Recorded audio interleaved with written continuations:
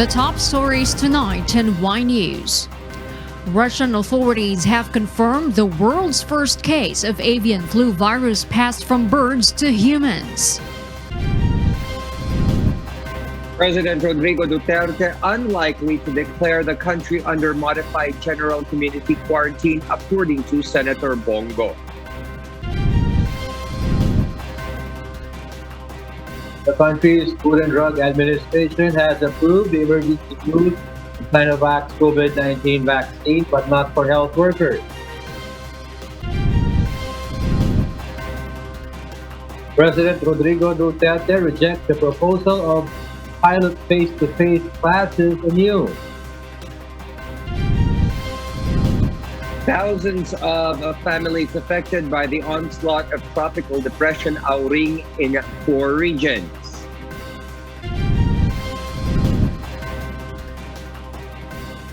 And know why experts say that pulse oximeters may not work to dark-skinned patients.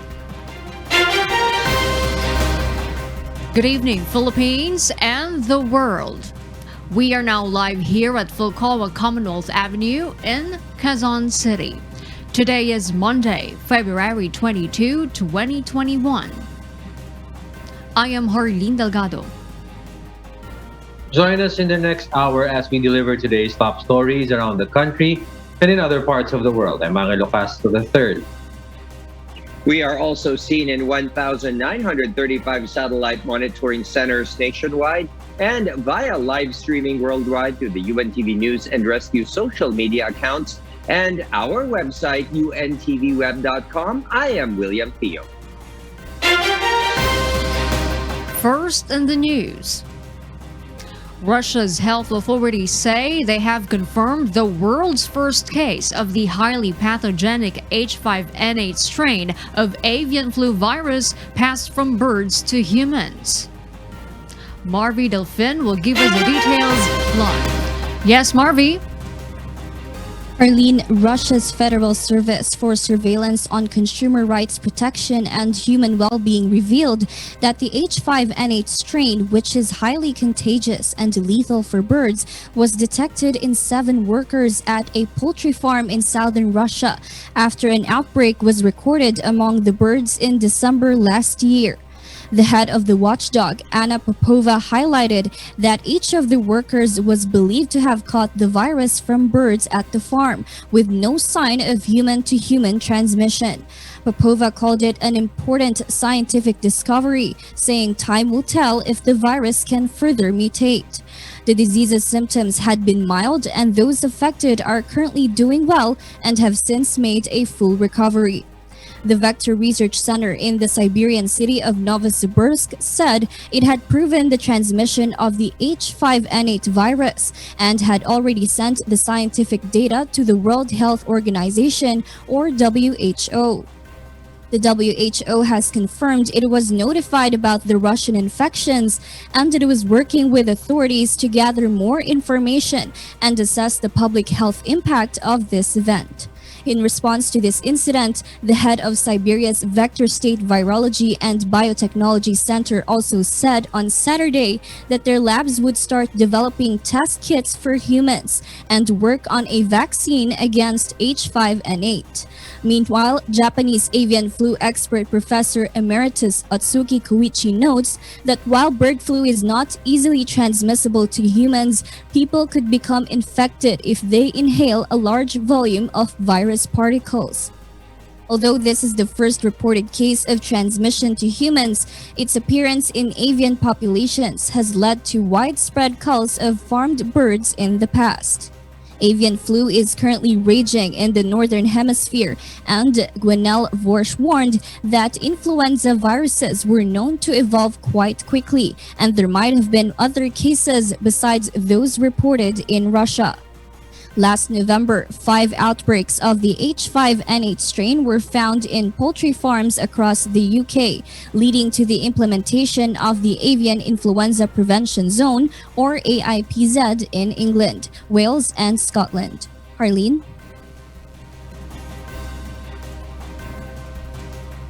All right, Marvy Delfin, thank you for that live report.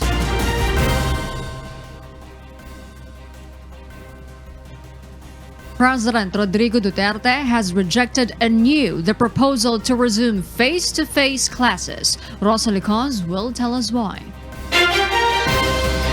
As the country awaits for the arrival of COVID-19 vaccines, President Rodrigo Duterte disapproves for the second time the proposed conduct of pilot face-to-face classes.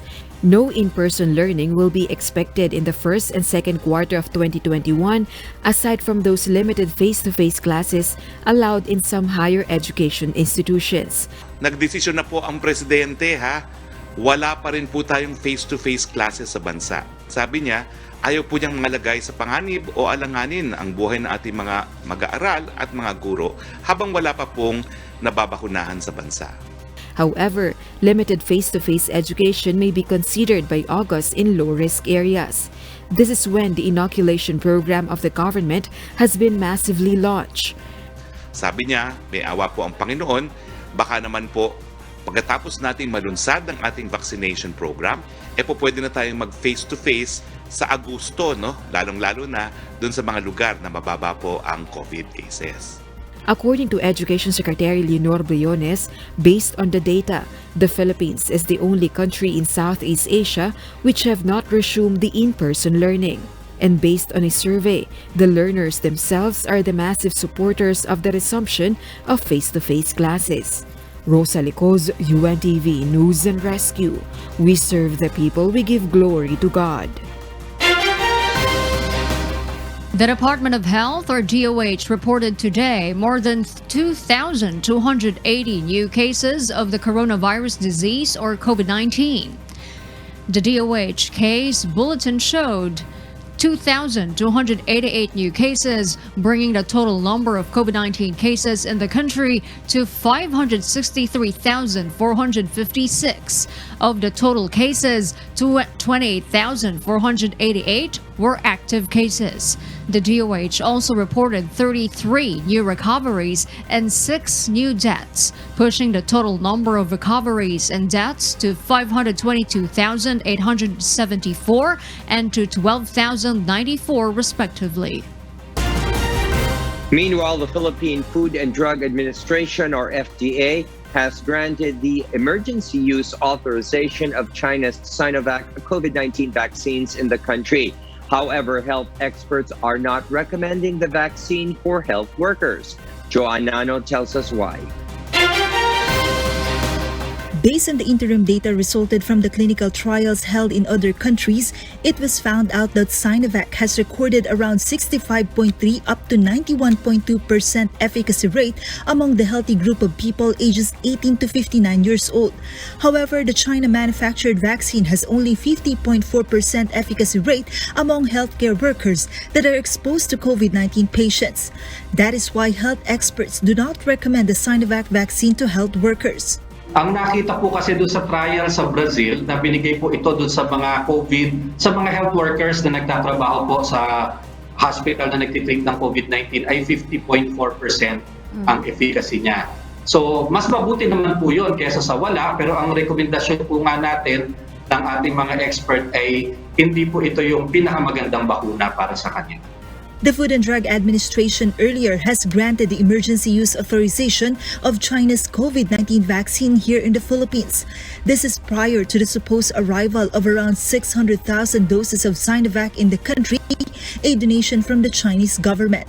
FDA Director General Secretary Eric Domingo assures the China-manufactured vaccine went through a thorough examination by the experts before it was granted with an EUA.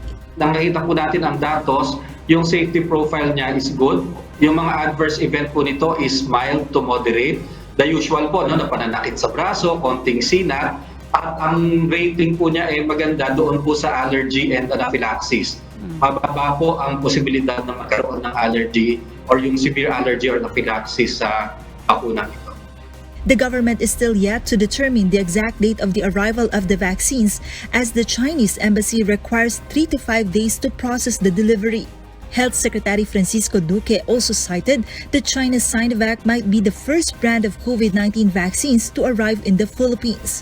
Malamang po Sinovac po yan ang posibleng dumating na 600,000 doses, good for 300,000 individuals. So yan po ang atin inaasahan, at kung mailabas na ang EUA, mga 3 hanggang 5 araw ang hinihingi ng Chinese Embassy para paghandaan ang pagpapadala ng naturang 600,000 Sinovac vaccines. Aside from Sinovac, the FDA has already granted an EUA to Pfizer-BioNTech as well as AstraZeneca last month, while Gamaleya Sputnik V from Russia has just submitted the requirements and documents last week for their EUA application. On the other hand, India's Bharat Biotech are yet to submit the result of the 3rd phase of their vaccine clinical trial to FDA. According to FDA's report, currently there are 232 COVID-19 vaccine development globally, while there are 64 clinical trials that are ongoing in various countries. Joanna, UNTV News and Rescue. We serve the people, we give glory to God. Following its approval from the Philippines Food and Drug Administration, the government plans to inoculate economic frontliners and soldiers with Sinovac vaccines set to arrive in the country this week. Meanwhile, President Rodrigo Duterte prefers to take the COVID-19 vaccine created by China's pharmaceutical group, Sinopharm. Rosa Dicos explains why. The government will have to change its COVID-19 vaccination list of priorities for the Sinovac vaccine set to arrive first in the Philippines. Presidential spokesperson Harry Roque said that the economic frontline workers as well as the military forces will likely be the first to be administered with Sinovac's CoronaVac. For purposes of Sinovac, they will have to amend their order of priority because obviously it cannot be given to healthcare workers and it cannot be given to senior citizens. I anticipate it will be first given to the armed forces and to the economic frontliners before we go to the indigents. But we're only talking of 600,000. Economic frontliners are those working on establishments and industries that remained open during the Enhanced Community Quarantine or ECQ. The palace assured that Sinovac vaccines are not of low quality and effective enough to give protection against severe illness and death from COVID-19. It is accepted under standards arrived at by the WHO itself. It is a guarantee that yung mga nabakunahan hindi po mamamatay dahil sa COVID-19. It is a guarantee na kung ikay tamaan man, mild and asymptomatic ka lamang.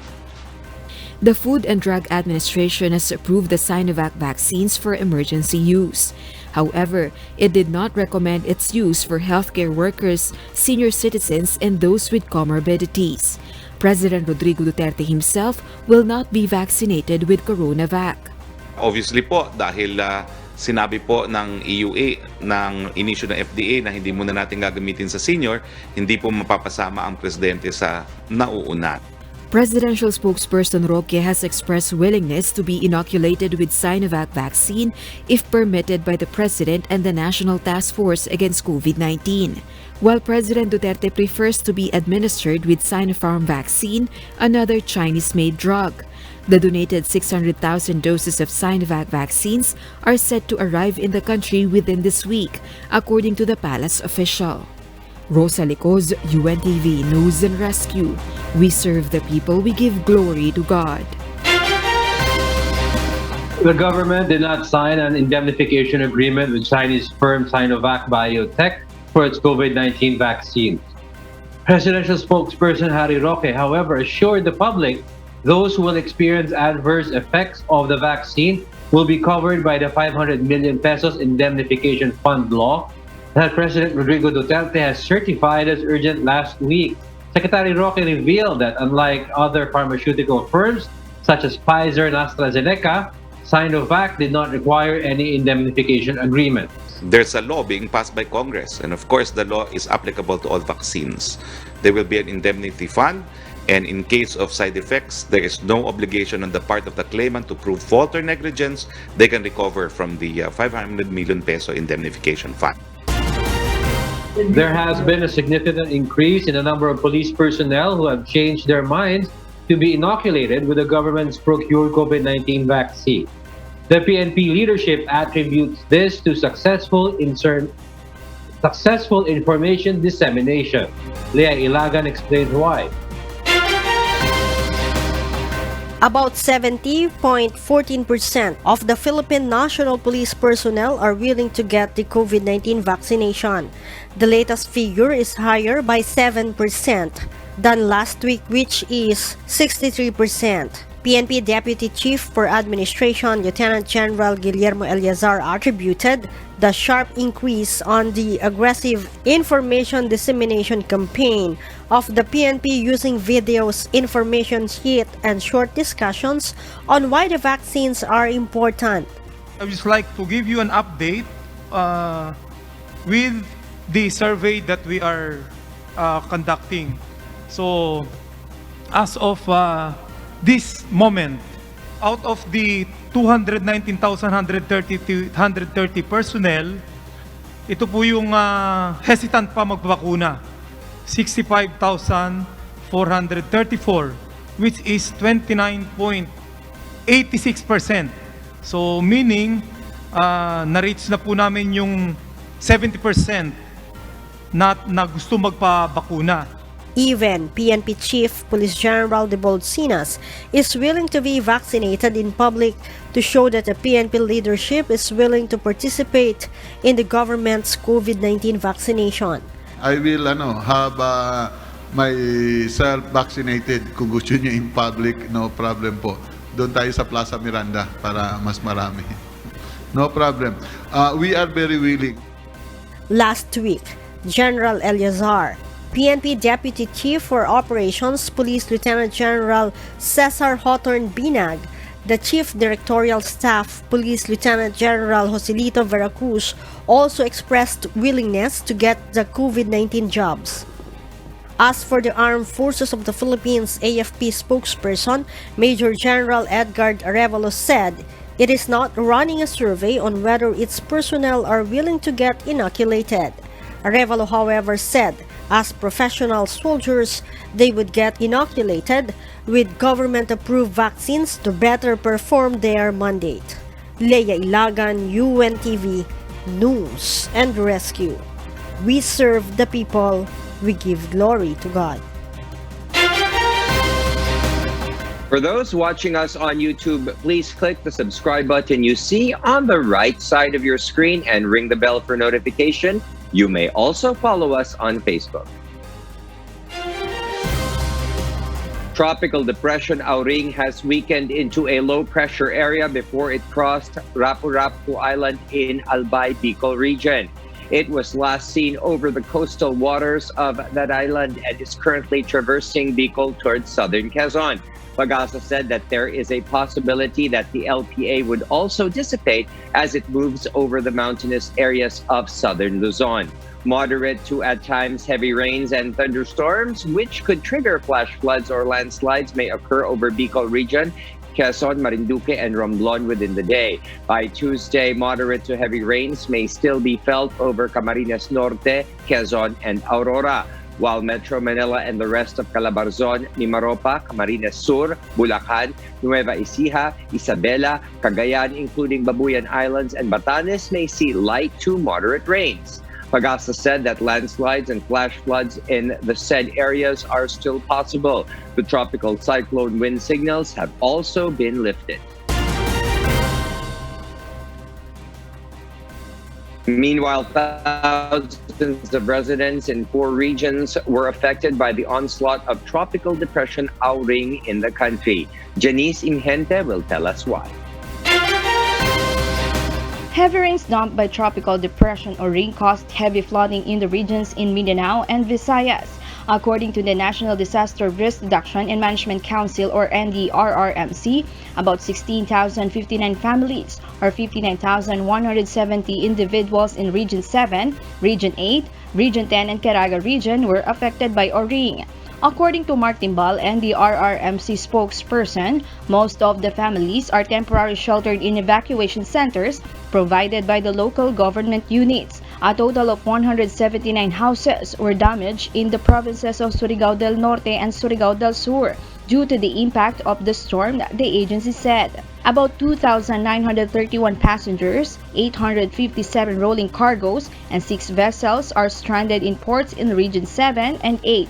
As of today, no casualties, injuries, or fatalities were recorded. Maaga pa lang naghanda na talaga tayo. Nung Wednesday pa kasi, part of our preparation is to confirm with the local government kung nakapaghanda sila for a possible preemptive evacuation of communities in the danger zone. And they were able to do this. Janice Enhente, UNTV, News and Rescue. We serve the people, we give glory to God. Some meat vendors in Metro Manila held a pork holiday today. Sellers dispute they have not been receiving stocks from the government recently. Ray Pelayo explains why. Barbecue vendor RG was dismayed when he saw empty stalls of pork sellers in Commonwealth Market in Quezon City today. Meat vendors decided to go on pork holiday as they could not afford to sell their products at the implemented price ceiling that leaves them with little profit. RG has visited the Marikina market but the situation is just the same. Nare-delay po yung mga gusto pong bumili kaagad po ng mga kain po, hindi po sila nakakabili. Meat vendors said they haven't received the promised supply of hogs from Mindanao recently, forcing them to turn to hog suppliers in Bulacan and Batangas that are selling at a higher price. Sobrang taas talaga ng Bulacan, sobrang taas ng Batangas. Pag wala talaga magtinda kami ng dugi kami, di ba? Few vendors in Litex Market sell their remaining stocks sourced yesterday. 300, tapos bentahan mo, 320, meron ka naman 20.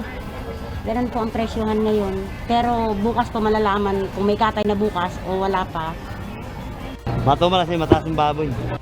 The DA said that shipments of hogs from Mindanao and Visayas allocated to Commonwealth Market are delayed due to the effect of Tropical Cyclone Auring. Earlier in a Senate hearing, Agriculture Secretary William Dar assures that there is enough supply of hogs in the country. As regards supply, we still have enough supply of mobilized hogs from various regions in the country. Even the prices are going down and it's working. The department is also studying the recommendation to halt the implementation of the price ceiling in Metro Manila. Ray Pelayo, UNTV News and Rescue. We serve the people, we give glory to God. The Department of Agriculture has been urged to reconsider its earlier recommendation to President Rodrigo Duterte to increase the minimum access volume of pork import and to lower the import tariffs. This was after some lawmakers expressed concern on the move.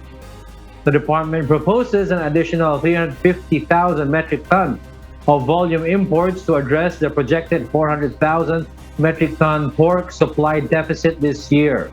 From the current 30%, the agency is also backing the recommendation of the Tariff Commission to lower the pork import tariff to as low as 5% for 1 year. According to Senate Agriculture Committee Chairperson Cynthia Villar, this would kill the local hog industry. Meanwhile, the Senate committee will also urge the agency to submit a detailed report on its 28.1 billion peso recovery program for the country's swine industry. This was after the senator and some groups questioned a big chunk of the budget allocated for loans instead of financial assistance. Agriculture Secretary William Dar said a hog racer's insurance will be proposed to the President's cabinet tonight, wherein backyard racers will be free of insurance fee while commercial hog racers will benefit from a 50% subsidy. The Supreme Court has rescheduled the fourth day of oral arguments on petitions challenging the constitutionality of the Anti-Terrorism Act of 2020. Dante Amento will give us more details live. Dante, why do they need to suspend the oral arguments? Yes, Arlene, a Supreme Court justice has tested positive for the COVID-19, according to a source, but no further details as to the identity and when the justice took the test. In an advisory, the High Court said this made some other magistrates to go on self-quarantine as a health precaution against the disease. And considering this situation, it prompted the Supreme Court to suspend tomorrow's oral arguments on the petitions against the anti-terrorism law, and it will resume on March 2 at 2:30 in the afternoon instead. The court also canceled its regular unbanked session tomorrow, February 23. Next week, the SC magistrates will end their interpellation on the petitioner's legal counsel, but the petitioners will have to submit their new motion asking the Supreme Court to issue for a temporary restraining order, or TRO, against the implementation of the law. Because that was new to us and it was merely a manifestation, so I suggested that he should file a petition so that the Office of the Solicitor General can also comment or object to such petition or prayer for a TRO. This is allegedly in connection to some threats received by the petitioners after being red-tagged by a military general on the armed forces of the Philippines. For the first time in history, petitioners and their counsel before this honorable court are seriously threatened with prosecution under the challenge statute by no less than a military general who is part of the state enforcing the controverted ATA. Herlin, once the motion submitted, the Office of the Solicitor General, or SOLGEN, will also be given enough time to comment on the issue or the content of the plea. And that's the latest live. Back to you, Herlin. Thank you, Dante Amento, reporting live. President Rodrigo Duterte is not yet ready to place the entire country under modified General Community Quarantine, or MGCQ, until the vaccination starts. According to his former aide, now Senator Bong Go, the president believes it is not to the best interest of the country. He adds the chief executive cannot in conscience allow the shift to a more relaxed quarantine restriction and the resumption of face-to-face classes as something might go wrong. Despite this, the lawmaker adds, the president is confident that Filipinos and the economic managers will understand the situation. The task force created to eradicate hunger and achieve food security in the country said that prices of food products in the country need to be stabilized. Asher Kadapan Jr. tells us why. The Interagency Task Force on Zero Hunger fears a food insecurity situation in the country to become more severe if the high prices of food products will not be addressed immediately. According to IATF-ZH Chairperson Secretary Carlo Nograles, Filipinos have already been suffering from hunger and poverty due mainly to unemployment as heightened community quarantine have been implemented because of the pandemic. This pandemic has also impacted on the economic livelihoods and purchasing power of our kababayans. So mahirap ka na, wala ka ng trabaho, tapos hindi mo pa kayang bilhin ang pagkain na nararapat para sa iyo at para sa iyong pamilya. In a survey conducted by the Department of Science and Technology Food and Nutrition Research Institute, 62% or 3,545 out of 5,717 households surveyed experienced moderate to severe food insecurity from March to April 2020. There was a great experience of moderate or severe food insecurity, and this is exactly what we predicted would happen under the situation of a pandemic. In fact, 56% of the households reported having problem accessing food during the heightened community quarantine. Due to quarantine restrictions, the DOST-FNRI relates the problem in accessing food due to no money to buy food, no public transportation or cannot go out, no money due to loss of job, limited food store in the area, and elderly with no other family members to buy food. The government listed 32 provinces in the country that has the highest hunger and poverty, while the private sectors identified 17 others. The provinces prioritized to address hunger concerns are Camarines Sur, Negros, Bukidnon, Cotabato, and Zamboanga del Norte. The IATF-ZH, hand-in-hand with private sectors under the campaign Pilipinas Contra Gutom, works on different short and long-term projects in alleviating the problems in hunger and poverty. These include aids and strengthening of agriculture and fishery industry in the country. Asher Kadapan Jr., UNTV News and Rescue. We serve the people, we give glory to God. The Senate continues its interpellation and period of amendments today for the passage of a proposed measure expediting the purchase of COVID-19 vaccines. Under the Senate Bill 2057, which was certified as urgent by President Duterte, it will allow the local government units to make advance payments up to 50% of the contract price. A COVID-19 National Vaccine Indemnity Fund will also be created to be administered by the Philippine Health Insurance Corporation, or PhilHealth. An additional 500 billion pesos will be placed for the fund to be sourced from the contingent fund under the national budget. According to Senate Finance Committee Chairperson Sonny Angara, the PhilHealth will also compensate the vaccinee in case of death or permanent disability. The bill will also exempt the purchase and administration of the vaccines from import duties and other fees until 2023. Meanwhile, the House of Representatives has passed its version of the bill with 225 affirmative votes, no negative votes, and 6 abstentions. An emergency airworthiness directive is being issued by the U.S. Federation Aviation Administration after an engine failure of a United Boeing 777 in Denver. Mavian Dog will give us the details live. Maeve, what does this directive cover?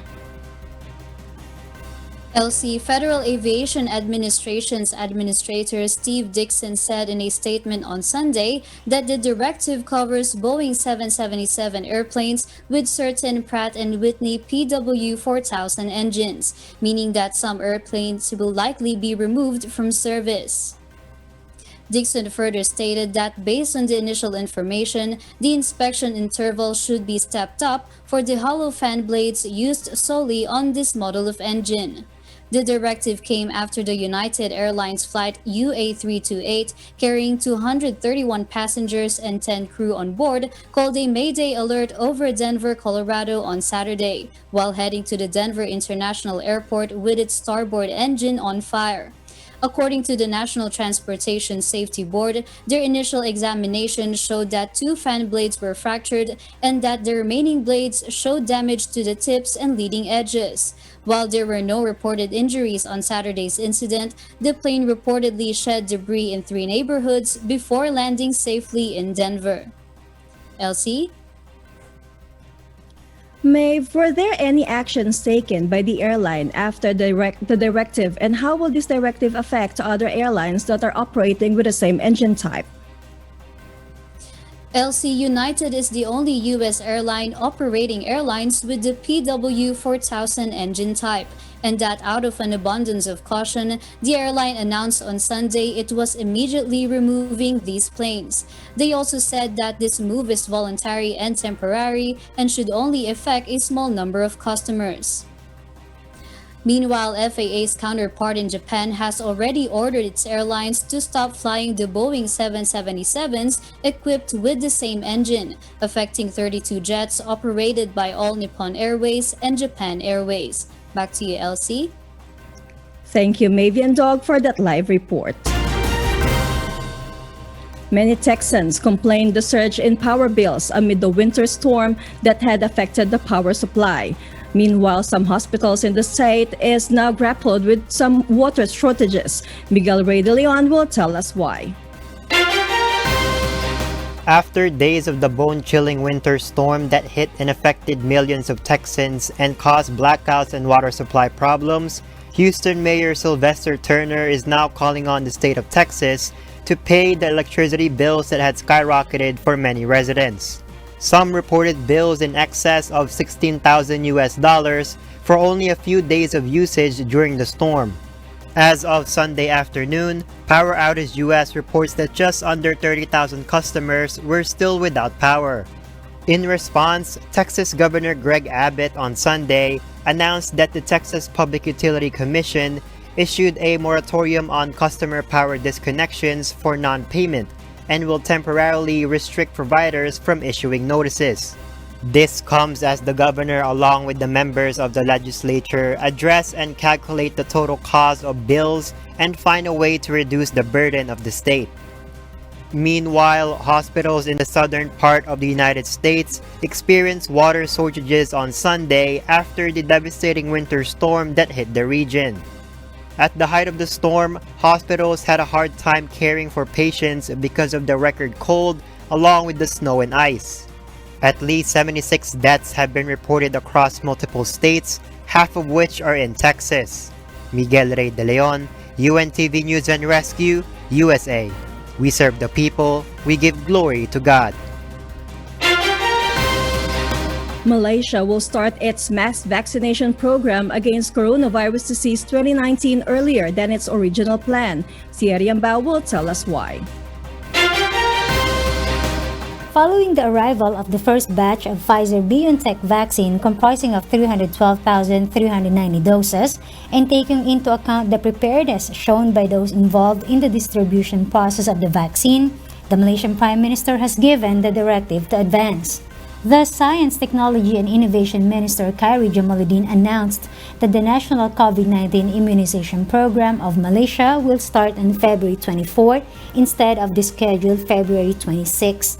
So far, 271,802 frontliners from the health and non-health sectors have registered to get vaccinated. First phase of the program is until April, involving frontliners. Second phase is from April to August for high-risk groups such as senior citizens, 60 years old and above, and those with morbidity problems and persons with disabilities.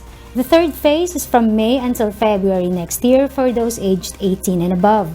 Malaysia aims to vaccinate at least 80% of its 32 million people within a year as it pushes to revive an economy that, slammed by coronavirus-related curbs, recorded its worst slump in over 2 decades in 2020.